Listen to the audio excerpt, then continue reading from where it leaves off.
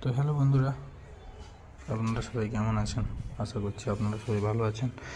আবারও চলে এলাম নতুন একটা কাজের ভিডিও নিয়ে।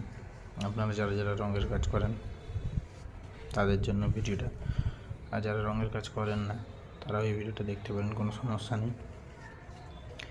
যারা নতুন রঙের কাজ শিখছেন, ভাবছেন ব্রাশ কাটিং কী করে করবেন, তো একবার দেখে নিন, ঠিক আছে?